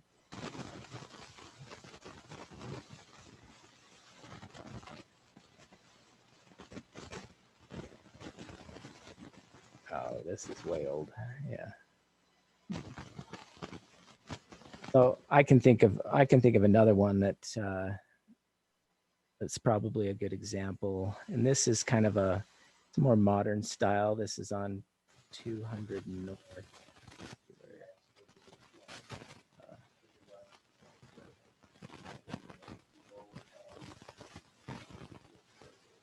Or these new moderns that were built within the last 4 or 5 years. Yeah, it's not going to show. So, but that one this is a good example of where, in my mind, he was very smart, realized the space that he had, but basically in order to get access to the home, it's garage, and then his home is kind of behind. I think there's a lot of situations where, it makes sense, and if it's done right, I don't know, but anyways, this is why it's here, for the planning commission to discuss if this is something ordinance for. Well, let's take it a couple of parts then on the discussion. I mean, so first of all, let's get past the threshold question. What do commission members think about the need for an ordinance like this? Well, I'm going to have to say I don't think it's necessary. I think we're addressing a one house problem. I agree. Okay. Ethan, John, thanks. Ed, thoughts? I guess, I know the one house that we're all familiar with, that we're doing, but my fear is one house leads to two house leads to three house leads to four, especially with some of the larger homes and things, and the idea of people building into multiple lots that, I think we need to, if we were, again, just trying to keep control of what our neighborhoods look like, I think it warrants, from what we've seen, that people do that. The 50% that Austin's put in there, I'm sure, he hasn't gone around and measured all the houses in Alpine to make sure everybody's compliant. What about, 60%? I mean, if we wanted to push it a little bit, more, so that, most homeowners wouldn't get into a problem, but yet we would restrict these kind of big garage, additions for people to put all their toys in. I don't think that I think you wrote this, Austin, from a perspective that the garage is attached. So detached garages don't fit into this. So, if somebody's building a detached garage in the back of their property for a boat or an RV, then, they can still build an accessory building and not necessarily have to worry about this, right? Yeah, I mean, that's a good point, because I mean, a lot of the times accessory structures that we get, they literally are nothing but a garage. So, I mean, the whole front facade is usually nothing but a garage. And to be fair, most of those accessory structures are going to be 40 feet set back from the main road, whereas a home is only 30 feet. So it already has a greater setback. So it's kind of tucked away behind the home anyways. So, I mean, that's something to consider when you're considering garages. I don't know if that's something that you guys are concerned about, but it seems to be more the home that you put, especially if you're on a corner and you wrap the entire front, both sides of your house with garage doors. That's the idea. But if you had an accessory garage, it has to be behind that house. And so it's going to be less visible, less of an eyesore. So, I mean, if we're not talking about accessory garages as well, if we're just talking about the home, So maybe if you I think it could be adjusted to work. have language that singles that out. Okay, Troy. Well, Al, I just wanted to point out, you do have it in there. You say the width of an attached garage, right? Which is an implication that it's part of the house, not an accessory building. I'll pull up the language again. Let's see it. Troy, did you have any thoughts on just the threshold question of moving forward with an ordinance? I just like the discussion that we're having right now, where I think if it's part of the house, then you could go with like a 50% or something like that. But the accessory thing, then I think we ought to maybe put more rules on the accessory garage than we do on if it's attached to the house. Maybe that might take care of, a lot of problems. Well, Austin, I guess if then the consensus seems to be, if we were going to try to give you some guidance on drafting some language, and I know the mayor is interested in having us take a look at the issue, which is why it's here, right? Correct. I think we don't have Sylvia or Jane here. I don't know what their thoughts are on even having an ordinance. I think there's at least 3 out of the 5 of us that are a bit skeptical about an ordinance that's, a solution in search of a problem.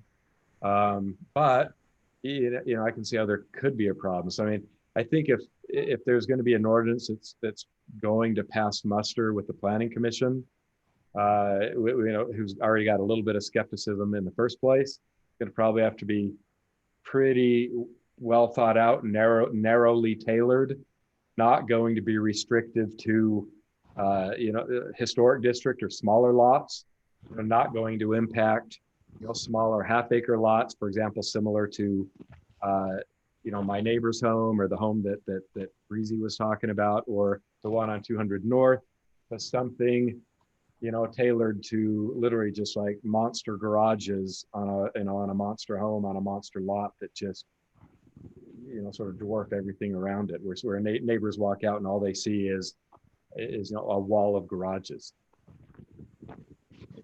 If you like that, What kind of tailoring that is for you, but I think that's about the only situation that most of us seem to feel like is worth tailoring, an ordinance towards. Right. And I mean, we bring these here, and, the mayor's asked us to look at that. And so, whether we have to make an ordinance that you want to adopt, I don't know if that's a requirement. I think, if you look at it and, the consensus is maybe we don't feel like this is an ordinance that works for us. Maybe that's what the planning commission's recommendation, if you will, is to the mayor. So, I mean, we can go back and draft this. If we do, we'd have to hold a public hearing on that. So, I mean, we don't want to just waste our time on things that we don't feel like we really want to have in our ordinance. So this is something that we feel like we want to move forward with. I think that would be a good idea to get a consensus of whether or not we want to.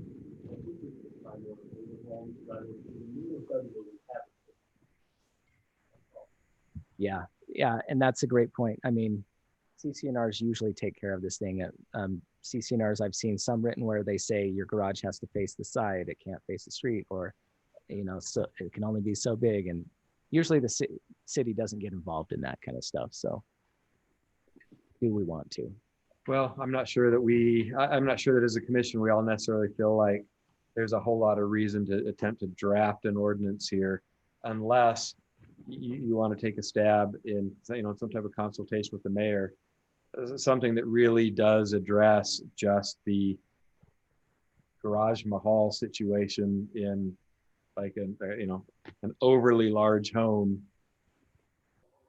dwarfing the lot or the surrounding neighbors with an entire wall of, massive RV garage doors or something.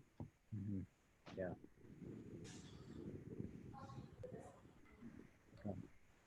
Yeah, I mean, we can draft it to really kind of focus in on that, I guess. I mean, just want to be, I guess I'm just thinking out loud here. You want to draft an ordinance that doesn't look like you're singling out like a specific, but what we really are, we want to single out that monster home. So, I mean, we can try and maybe zero more in on that rather than, because this is going to affect, like, as we mentioned, in downtown, it's going to affect people everywhere. I think for the most part in the half acre, in the 20,000 zones, the PRDs, the historic district, the smaller lots, there's just not enough room to put. They don't really accommodate monster garages like that. It's 40,000 foot, and particularly where somebody buys 2 lots, we talked about, and they just end up, putting, they got 20 toys they need space for. And it ends up, a neighbor walks out one day and sees nothing but a bank of garage doors. But that's, and the reality is, I mean, I'll just say, I mean, most people with that kind of money to buy that kind of dirt in Alpine and build that kind of home on it have a little better taste than to build something so damn ugly. But, sometimes no accounting Always for the taste. case, as we've seen. So yeah, some things are just fugly and there's nothing you can do about it. Yeah. Austin, this is Ed. My recommendation, if you were, I would up it from 50 to 60, give a little bit more leeway there. I do believe that we should have it for half acre and above, because the one situation we're talking about isn't a half acre zoned area. And then I think the last thing I agree with you, the RV style would probably just find the normal height of what a normal garage entryway is and just specify it by height. Yeah, and so, I mean, thinking on the example that we do have, it's in the half acre zone, but this lot is a 1 acre lot in a half acre zone. So they own 2 lots in the half acre zone. So, I mean, in theory, someone could do the same thing downtown. They could buy 3 downtown lots and then house on it and do nothing but doors. So, I mean, I don't know if the zone necessarily limits what someone could do. I mean, you can, in theory, buy lots anywhere in town and do this. Well, I mean, you took a good stab at it, but I think the language as presented has, you know, a number of problems with it. So based on the feedback and discussion from tonight, you know, if you want to bring something back that is a little more narrowly tailored to address the situations that we've seen or could foresee, you know, I don't. Anyway, you've heard some of the concerns and questions and doubts. Yeah. So yeah, maybe we'll take another stab at it and then bring it back for one more time and what you guys think. Okay. All right. Any further thoughts on that? Are we ready to move on to the next item? Okay. F, item for discussion, ordinance number 2020-21. Oh, Breezy, that's why you're sticking around. Another trail committee. Maybe we should have put that as B. Then you could have gotten home and had a chicken pot pie or something. All right. So we've got a trail committee ordinance, and Austin or Jed, somebody want to introduce that to us? Yeah, I'll take this one again. So yeah, this is the item that everybody's been waiting for tonight. So last is always the best. So trail committee ordinance. So what we're proposing here is, so right now we have a trail committee, but it's not a very formal body. We don't have any, there's no requirements when they meet, how they're chosen, et cetera, et cetera. So like the planning commission, for example, there is an ordinance that states, you know, how long your terms are, how you elect a new member, how the chair is selected, those types of things. And so this is an attempt to make the trail committee a more formal body of the city. And so what staff has prepared here is an ordinance. I've also, let me, first of all, the ordinance that we prepared has been looked at. Some of the trail committee has looked at this. Also, a number of staff have looked at it and kind of worked on this that you have here in your packets. And so it does a couple of things. It talks about the creation, composition, and appointment of the trail committee, talks about how members can be removed. And then it talks about how those members are elected and how they adopt rules and regulations, as well as their duties and purpose. So this is just kind of a draft here. As we were preparing this, this is from a trail committee that another city uses, not a local city. I believe it was a city in Virginia, actually. So, but anyways, it seemed their ordinance seemed to be something that we could tailor more towards us. And so we've kind of adapted what that original language was. However, so the city did once have a pro committee, which was the Park, Recreation, and Open Space Committee. And this was back about 10 years ago. And this is something that that I was trying to find this for the packet, had a little trouble finding it and wasn't able to find it until just earlier this week. And so there is already an ordinance that was adopted back in 2005 for the pro committee that might be an alternative to the ordinance that has been drafted here that we might want to look at kind of tailoring. Either way, at the end of the day, the trail committee really does need to be formalized. So however we want to go about that, that's a different story.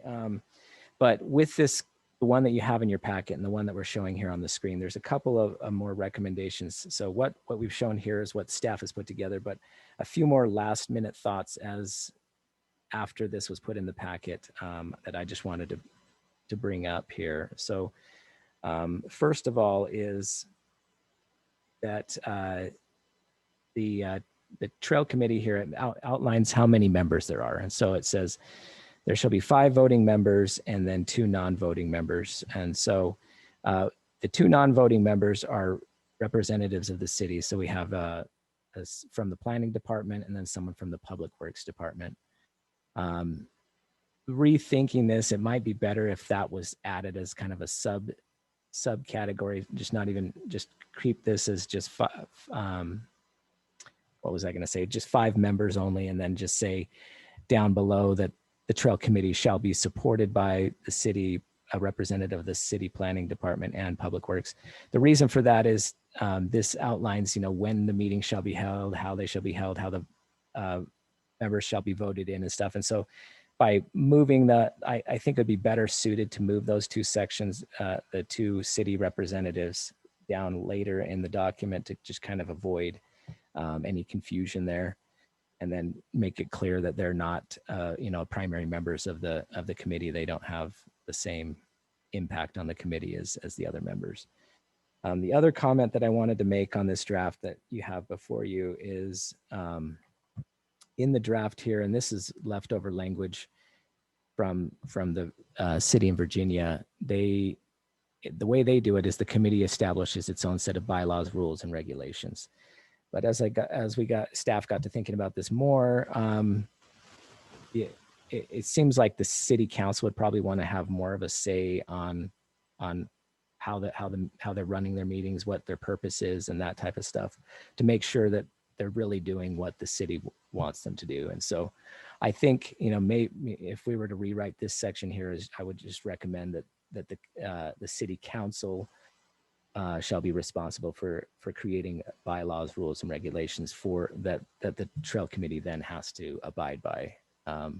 That's just something that I thought would make more sense, and it would have a more clear body that can govern that from elected officials. So those are the 2 comments that I had on this draft. Other than that, what's included here includes my thoughts, Jed's thoughts, and the rest of staff, as well as some of the trail committee members. Now we do have Breezy here tonight, and so I don't know if he wants to add anything else to what's been drafted here, or if he has some other comments that he'd like to include, but I think it'd be good to get his input as well.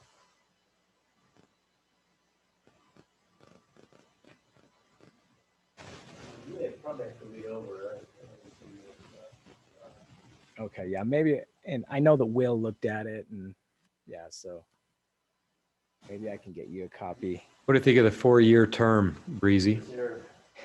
They have a term on that? Well, so they do have a term limit on it? But I'm just looking at under D there. The first section, D, the voting members of the committee shall be appointed for terms of 4 years. Okay. Although the first appointments looks like they'd have some staggered terms. So everybody doesn't, resign en masse. Yeah, I think what's in the past, it's been kind of more of a volunteer basis of people who just get things done. And that's kind of how we've done it, is saying, we see a need and we just will do it.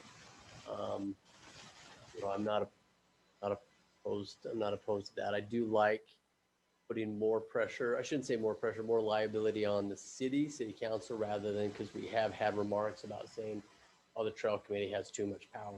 No, we don't. That's not our job. Our job is to make sure that the trails are done correctly. Yeah, but what if somebody is? I'm just looking at, because we have some, for example, I'll put Will on the spot. He's fantastic. And there's some people that say, oh, there's a conflict of interest, but you know what? Nobody has done more for what we've done with these trails than Will has. And so if it's a 4-year deal, are we going to lose any momentum by losing somebody who has put in so much? Well, I think it's just a 4-year term. And then, if somebody desires and the city council desires, they can re-up. Terms, yeah. I don't think it's necessarily anybody saying a term limit. I'm just saying the initial term of 4 years, does that sound like a prison sentence? Should they be 2? Should it be 3? Should it be 6? 4 years is quite a while. If you can continue, and if it gets to the point where somebody who is leaving, if they're going to leave to go on a mission, or they just get tired, then I think it could. I think it does give us the leniency of being able to. 4 years is quite a long time. Yeah, it seemed a little long. How long are planning commission appointments? 2 and 3 years. So And it can be a lot of work. I mean, we're kind of getting to the point where we're starting to get most of trails put in, but it is a lot of work, especially when it comes to the maintenance part. And you could burn somebody out for 4 years, but really if somebody who is really passionate about trails is going to stick around as long as they can. And I don't think there's anything limiting people to be honest, the people that are, That would be my, because there are those people, like I could see someone like, well, I mean, for example, Ed is fantastic. Ed's great. And I'd love to have Ed helping out with Lambert Park and the trails for 20 years. Yeah, I don't have, I really don't have a, for me, it doesn't matter. Ed Bush? Ed Bush, yeah. Well, Ed's currently on a high paid position here on the planning commission. I don't know that you could lure him over to the uncompensated trails committee. Comfortable chair he's sitting in. Yeah, I think he's got a car allowance, a vacation, yeah, all kinds of things, all kinds of. Hey, I'll tell you, this is a lazy boy desk chair. It is very comfortable.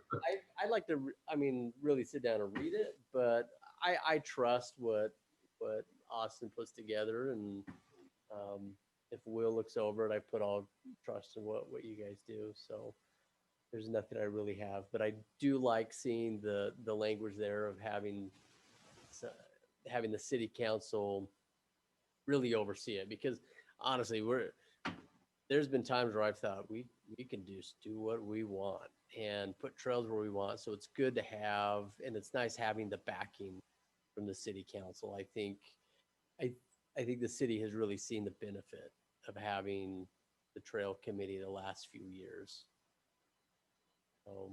We love having the city's input. But yeah, 4 years, I could see if it's a couple years if I get tired of it. But that also does give you the option if somebody's really not doing as much, that you can be voted out. But or people you don't can want to always resign. I mean, it's not right. I Okay. mean, you could always resign. I don't want to be. Yeah, I don't know if I'd want to be stuck doing something for 4 years.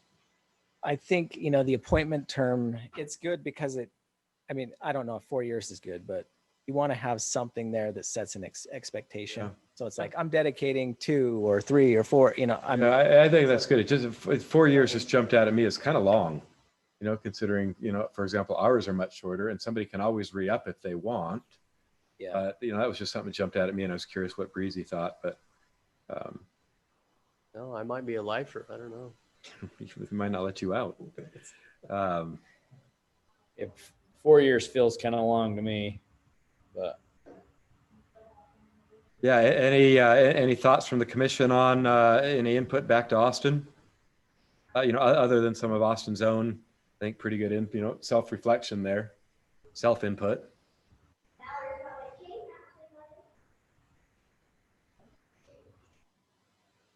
Just seems to me like, I don't know, 4 years is a little long, maybe 3.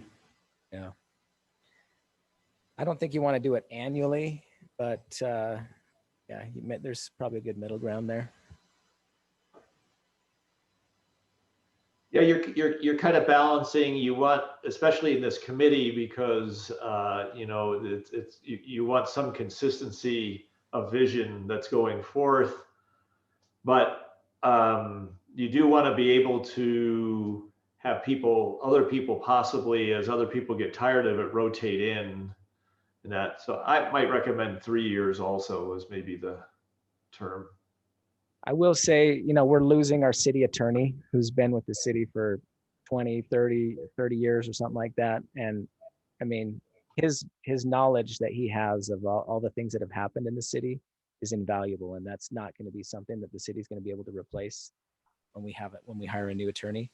And the same thing, if someone that's been on the trail committee forever, they know all the trails, they know what's been done, they know the work that's been done over the years, they know how you can't replace that experience. And so it'd be great to have a lot of people that have a lot of experience on the trail committee, to be honest.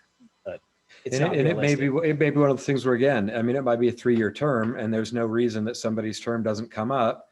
They have a discussion with the mayor, and or the mayor with them, and hey, you good, or do you want us to appoint somebody in your place? Oh no, re-up me another 3 years. I'm good. I want to stay. I like it. I'd like to maintain the continuity. Yeah, and we do have a lot of I get talked to quite regularly of people that want to get involved with the trail committee and on the trail committee. I think it could give us some citizens an opportunity. I see citizens just doing trail maintenance and cleaning just on their own. We had a group just have a little group together, and they had a cleanup day where they had probably 12 trash bags full of just garbage that they picked up.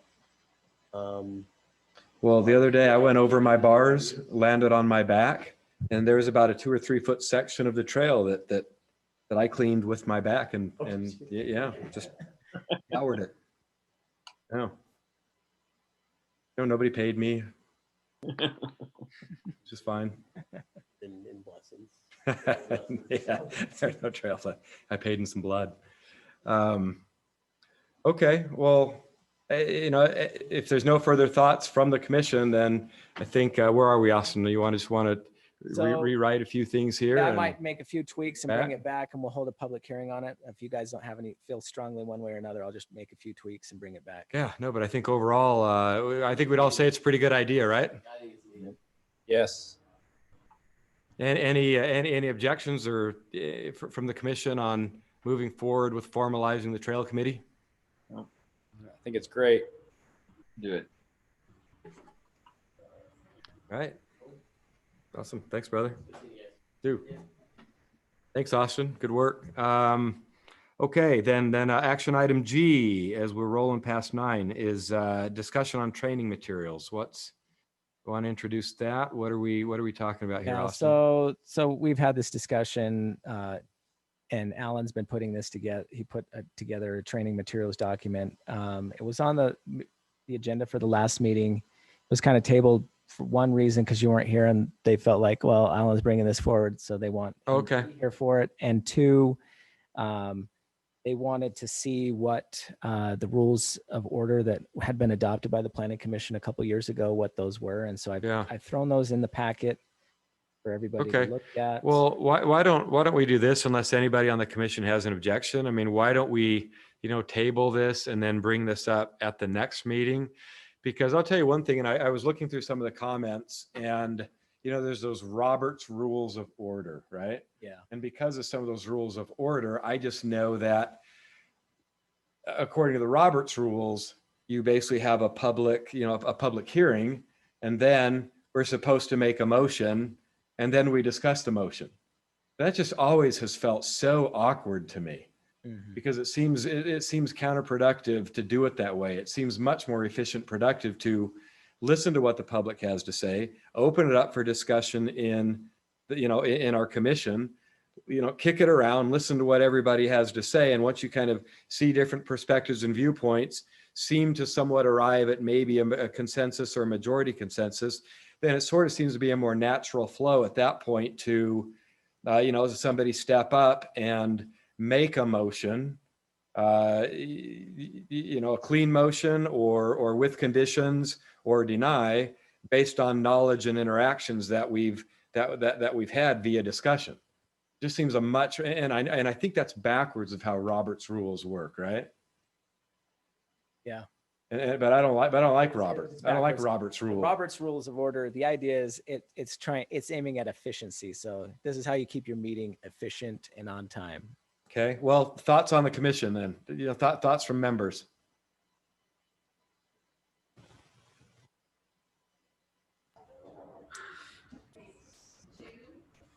I definitely approve. I definitely like it better when we have a discussion first.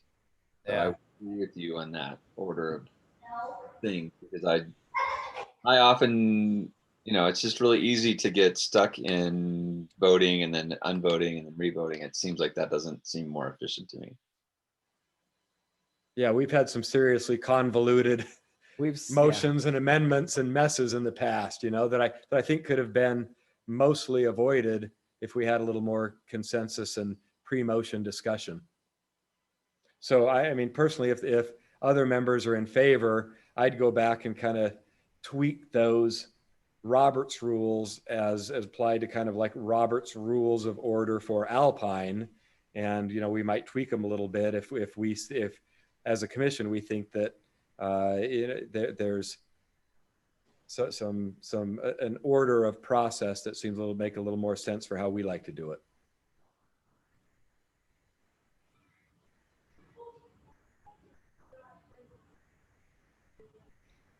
Agreed. Okay, so why don't we just, I'll mess with that over the next couple of weeks, and let's just make that an agenda item, then an action item for the next planning commission meeting. Okay. I'll present something that's a little bit tweaked, and at that point we can, perhaps have a platform to move forward on. Okay. Sounds like a plan. Okay, everybody good there then? Yeah. All right. Last thing, communications, and I wanted to bring something up because I've heard this from, and this is gonna add to or follow on what Gail, what was her name? Our city member here, Rudolph. Yeah. Gail Rudolph.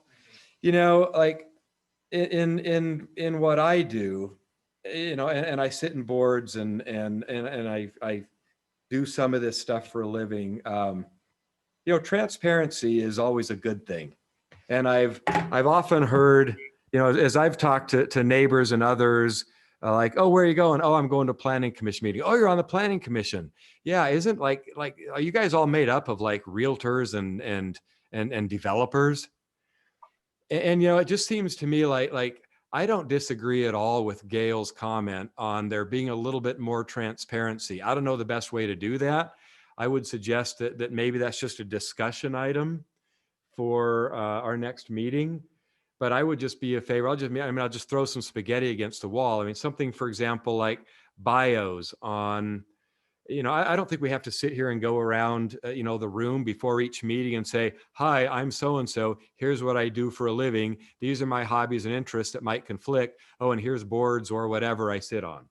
But I'm just wondering if there might not be, for example, on our website, look, these are the names of the city council members, and this is their brief biography. And again, you don't have to know how many kids I have. You don't have to know my dog's name or my shoe size, but my professional, what I do for a living, any professional licenses or affiliations, and something that might be relevant. So city members, our citizens, have an idea of who sits on their city council and their planning commission and what their professional backgrounds or bios are. Any thoughts on that?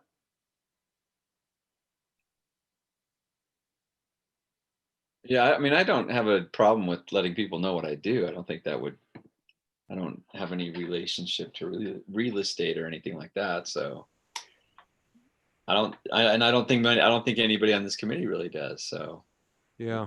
It might make people feel a little less concerned. Yeah, and that's just my issue, is that I think if there's transparency, there's no reason for people to feel concerned.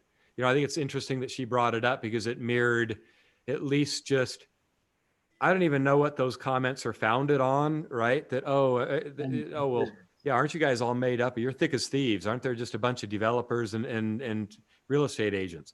And I don't think that any of those are disqualifiers by any means, right? Right. Will's a developer. He works his half-ass off on, the trails committee. Sylvia's a realtor. I'm not sure what everybody else does. Breezy's a realtor, but a lot of these people dedicate a lot of time and effort, and I don't see it as any kind of a disqualifier, but I think that transparency is always a good thing. Just a thought. I mean, maybe if other members of the commission would agree or feel similar to how I do, perhaps that could be a discussion item. If that's something that people would rather not do, then it doesn't have to be. That's just a thought I had, and I thought I'd bring it up during the communications point. No, I think it's great if people would benefit from that. Yeah, why not? That's awesome. Okay. Anybody opposed to having a discussion item at the next meeting? No. Okay. What do you think, Austin? I think it's a good idea, and when we have a website, we have a page, planning commission page. It wouldn't be hard to throw a little bio on there. Yeah, just ask us for a 1 or 2 sentence, something. I mean, not Sweet and short, and yeah, gives people an idea of what you do, and it increases transparency. Okay, all right. That's all I had then. Any other communications from the commission? Nope. Okay, minutes then. Everybody had a chance to read through them, or anybody who wanted to read through them? I wasn't here, but I read through them. I was amazed at the phenomenal work you all did. So anybody got a motion? I move that we approve the minutes from the September 15th, 2020 Planning Commission meeting. Okay, John McKay made a motion to approve. I'll second that. That was Ethan. Ethan. There you go, on the big screen. Second by Ethan. All in favor? Aye. Anybody opposed? Okay, unanimously carried. Meeting adjourned. Good job, guys. All right. All right. Been fun. Thanks, everybody. Thank you. Good night.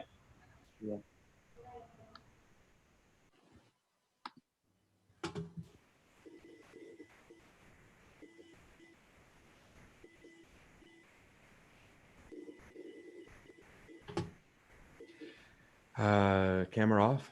Meeting closed. 1 second. I'm having a issue pulling this up.